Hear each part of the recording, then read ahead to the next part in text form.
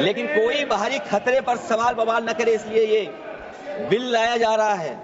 और माननीय मंत्री जहां से आते हैं, जिस प्रदेश से आते हैं, कम से कम ये तो बताएंगे कि वहां कितने चीन ने गांव बसा लिए, घर बन गए हैं। वक्फ संशोधन बिल के पीछे भी बहाना वही भ्रष्टाचार है। इसी के नाम पर लोकपाल लाया गया, जो इस वक्त बोझ बन चुका है। भ्रष्टाचार के नाम पर नोटबंदी लाई गई, लेकिन भ्रष्टाचार दूर नहीं हुआ। नोटबंदी से भी गरीबी दूर करने की बात की जा रही थी, लेकिन गरीबी दूर नहीं हुई। भ्रष्टाचार दूर करने के नाम पर विपक्ष के यहां ईडी के छापे पड़े और लोकतंत्र का गला घोंट दिया गया। वक्फ बोर्ड में भ्रष्टाचार रहा है, आधे अधूरे तरीके से काम भी हुआ है, लेकिन इस खेल में वक्फ बोर्ड के अलावा सरकार के लोग भी शामिल रहे। वक्फ बिल के बहाने भारतीय जनता पार्टी चतुराई से, चालाकी से जो खेल खेल रही है ना, उसका अंदाजा चंद्रबाबू नायडू और नीतीश कुमार को नहीं है। इन पार्टियों से, और यही नहीं, जयंत चौधरी की पार्टी से भी मुसलमान छोड़ छोड़कर जा रहे हैं कि वक्फ बोर्ड में शिया भी रहेंगे, सुन्नी भी रहेंगे, बोहरास भी रहेंगे, आगा कानिस भी रहेंगे, मुसलमानों में जो बैकवर्ड है, पिछड़े लोग हैं, वो भी रहेंगे, और सांसद में महिला भी रहेंगे, और एक्सपर्ट नॉन मुस्लिम भी रहने का प्रावधान रखा गया है। 2010 में संयुक्त संसदीय समिति दल का सुझाव था कि वक्फ की संपत्ति को इसके दायरे में लाया जाए ताकि कब्जा करने वालों के खिलाफ कार्रवाई हो। कितनी राज्य सरकारों ने ऐसा किया? ज्यादातर सरकारों ने नहीं किया, क्योंकि कब्जा करने वालों में, हड़पने वालों में खुद सरकार भी शामिल रही। आज संसद में और देश भर की विधानसभाओं में मुसलमानों का प्रतिनिधित्व घटता जा रहा है। बीजेपी टिकट देती नहीं और बीजेपी के डर से अब विपक्ष के उम्मीदवार भी नहीं देते। भारतीय जनता पार्टी सबसे पहले उन तमाम क्षेत्रीय दलों को खा रही है जो उनके साथ सहयोगी हैं, चाहे वो अजीत पवार हैं, चाहे वो रालोद है, चाहे वो चंद्रबाबू नायडू हैं, चाहे वो नीतीश कुमार। दोस्तों नमस्कार, स्वागत है आपका न्यूज लवर के एक और नए वीडियो में। दोस्तों लोकसभा, राज्यसभा और राष्ट्रपति के यहाँ से वक्फ बिल संशोधन पास तो हो गया। बहुत लोगों ने इसका स्वागत भी किया है और बहुत से लोगों ने इसको इनकार भी किया है। लेकिन क्या वक्फ बिल जिस मकसद से बीजेपी ने लागू कराया है वो कहाँ तक सही है और क्या गलत है? क्योंकि प्रधानमंत्री नरेंद्र मोदी ने जो नोटबंदी कराया था, क्या हुआ उसमें? जो काला धन सामने आया तो क्या आया? तो नहीं आया। आज इस बिल को लागू करके केवल अल्पसंख्यक को नीचे दिखाने का काम किया जा रहा है। जिस तरह से रवीश कुमार ने इस बिल को लेकर के बातें करते हैं और उन्होंने, और जो संसद में हुआ उससे साफ होता है कि जिससे के पास सत्ता है वो जो चाहे वो कर सकता है। लेकिन नीतीश कुमार को भी अब पता चलेगा कि जिस तरह से अल्पसंख्यकों को लेकर के इस बिल को सपोर्ट किए हैं उससे उन्होंने कितना नुकसान उठाना पड़ेगा। केंद्रीय मंत्री किरण रिजिजू ने तो साफ साफ कह दिया कि इस वक्त बिल में जो सदस्य हैं उनमें नॉन मुस्लिम और महिलाएं भी शामिल मेंबर रहेंगी। लेकिन क्या किरण रिजिजू को ये नहीं पता है कि वक्त बिल में महिलाएं सदस्य रह चुकी हैं? तो दोस्तों चलिए देखते हैं पूरे वीडियो को कि किस तरह से रवीश कुमार ने वक्त बिल को लेकर के तरह तरह किस तरह से भ्रष्टाचार की बातें करते हैं। वक्फ संशोधन बिल के पीछे भी बहाना वही भ्रष्टाचार है। इसी के नाम पर लोकपाल लाया गया, जो इस वक्त बोझ बन चुका है। भ्रष्टाचार के नाम पर नोटबंदी लाई गई, लेकिन भ्रष्टाचार दूर नहीं हुआ। नोटबंदी से भी गरीबी दूर करने की बात की जा रही थी, लेकिन गरीबी दूर नहीं हुई। भ्रष्टाचार दूर करने के नाम पर विपक्ष के यहां ईडी के छापे पड़े और लोकतंत्र का गला घोंट दिया गया।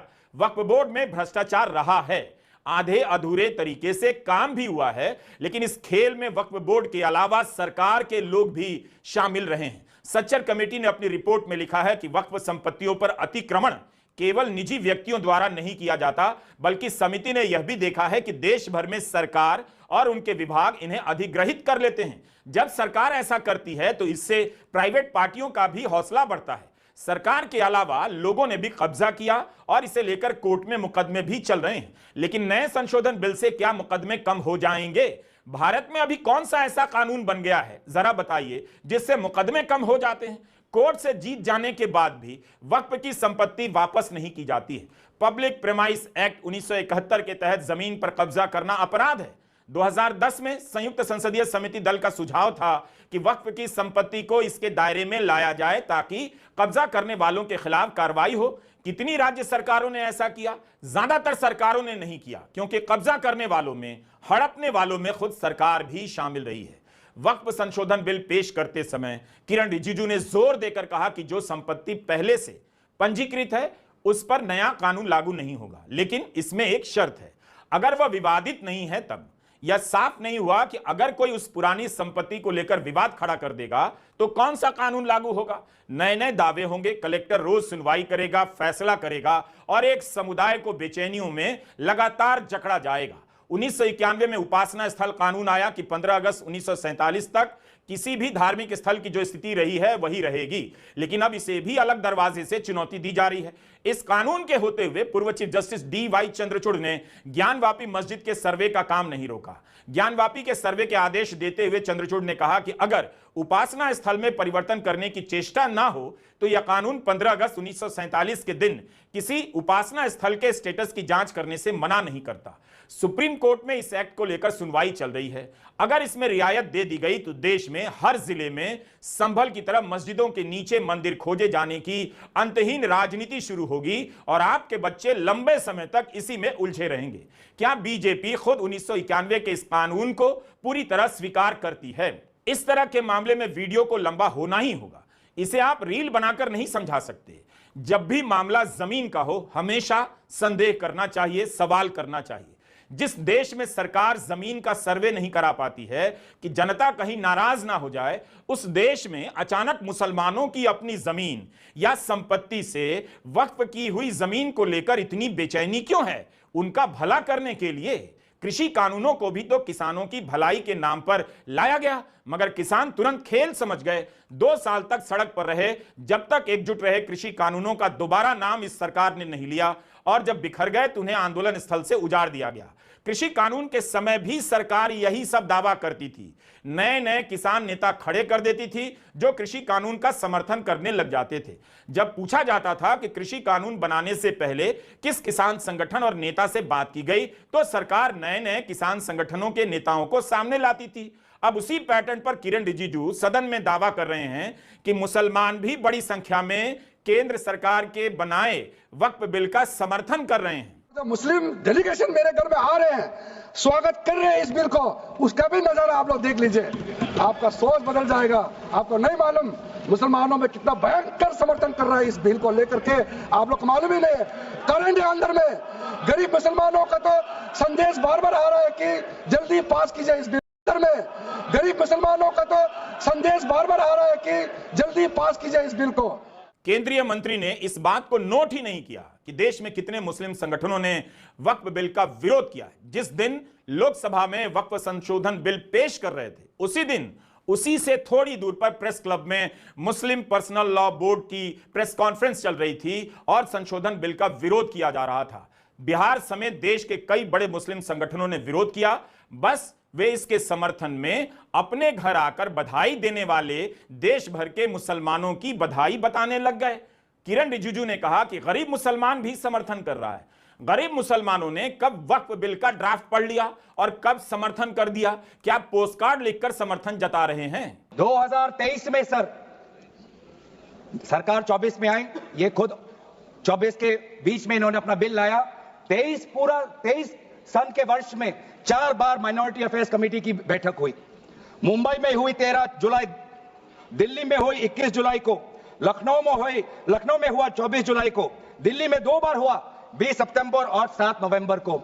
मैं आदरणीय सरकार से दरखास्त करूंगा कि इन 5 सरकारी जो मीटिंग हुई मिनिस्ट्री ऑफ माइनॉरिटी अफेयर्स का, उनका मिनट्स टेबल पे रखे। एक भी मीटिंग में नया वक्फ अमेंडमेंट बिल चाहिए उसका जिक्र भी नहीं हुआ था, जिक्र भी नहीं हुआ। इनके मिनट्स हमारे पास, हमने देखे। जितने भी बार ministry of minority affairs meeting हुई सब में वापसी पोर्टल को लेकर और विचार विमर्श हुआ था, लेकिन एक भी मीटिंग के माइन्यूट्स में एक भी स्टेटमेंट नहीं है कि हमें एक नया वक्फ अमेंडमेंट बिल चाहिए। तो मैं तो यही पूछना चाहता हूं कि अगर नवंबर 2023 तक मिनिस्ट्री ऑफ माइनॉरिटी अफेयर्स ने यह वाजे भी नहीं समझा कि नया एक बिल लाने की जरूरत है, मैं तो बस इतना ही पूछना चाहूंगा कि यह bill ministry of minority affairs ने बनाया या किसी और दूसरे विभाग ने बनाया? कहां से आया यह बिल? कहां से आया सर? ये आज संसद में और देश भर की विधानसभाओं में मुसलमानों का प्रतिनिधित्व घटता जा रहा है। बीजेपी टिकट देती नहीं और बीजेपी के डर से अब विपक्ष के उम्मीदवार भी नहीं देते। वक्फ बोर्ड में जब मुस्लिम सांसद और विधायक का प्रावधान किया गया होगा तब किसी ने नहीं सोचा होगा कि एक दिन इस देश में ऐसी नौबत आ जाएगी। लेकिन किरण रिजिजू ने मुस्लिम सांसदों का प्रावधान नहीं हटाया, बस ये कहा कि कोई भी सांसद इसका सदस्य बन सकता है। यानी जो कोटा मुस्लिम सांसदों के लिए था वो अब किसी भी सांसद के लिए होगा। ठीक इसी दलील से जब आरक्षण नहीं देना होता है तो नॉट फाउंड सुटेबल के नाम से वो सीट खा ली जाती है। अब यही वक्फ बोर्ड में होगा। एनएफएस के नाम पर गैर मुस्लिम सांसद सदस्य बना दिए जाएंगे, मुसलमानों के खिलाफ नारे लगाएंगे, भड़काऊ भाषण देंगे और सांसद के नाते वक्फ बोर्ड में सदस्य भी बन जाएंगे। कल्पना कीजिए कपिल मिश्रा और रमेश बिधूड़ी जैसे लोग वक्फ बोर्ड के सदस्य बनेंगे। रमेश बिधूड़ी ने सदन में बतौर सांसद रहते हुए एक मुस्लिम सांसद को अपशब्द कहा, तब क्या किरण रिजिजू इस तरह से जोशीला भाषण देने आए थे? क्या रमेश बिधूड़ी ने मुसलमानों की भलाई के लिए उन्हें गाली दी थी दानिश अली को? सर, जो वक्फ बोर्ड बने हैं हम उसको बहुत ही सेकुलर इंक्लूसिव बनाना चाहते हैं। आपका पुराना प्रावधान को हटा करके अब हमने कहा है कि वक्फ बोर्ड में शिया भी रहेंगे, सुन्नी भी रहेंगे, बोहरास भी रहेंगे, आगा कानिस भी रहेंगे, मुसलमानों में जो बैकवर्ड है, पिछड़े लोग हैं वो भी रहेंगे और सांसद में महिला भी रहेंगे और एक्सपर्ट नॉन मुस्लिम भी रहने का प्रावधान रखा गया है। सब स्वागत करना चाहिए, इसको किसी को आपत्ति होने का कोई जरूरत नहीं है। उसके बाद सर मैं थोड़ा सा इसको विस्तार करके बताना चाहता हूं। मेरा ही खुद का एग्जांपल मैं देता हूं। मान लो मैं मुस्लिम नहीं हूं लेकिन मैं माइनॉरिटी अफेयर्स मिनिस्टर हूं, तो मैं सेंट्रल वर्क काउंसिल का चेयरमैन होता है, तो मेरे होने के बावजूद उसके बाद टोटल 4 नॉन मुस्लिम हो सकता है वर्क काउंसिल में मेंबर, और उसमें मैक्सिमम 4 नॉन मुस्लिम के साथ साथ में 2 महिला कंपलसरी है। 2 महिला होना ही चाहिए सर। उसके बाद सर स्टेट अभी आप पूरा वक्फ बोर्ड देख लीजिए, महिला कहाँ है? महिला को भी रखा ही नहीं है, वो सिर्फ बातें करते हैं।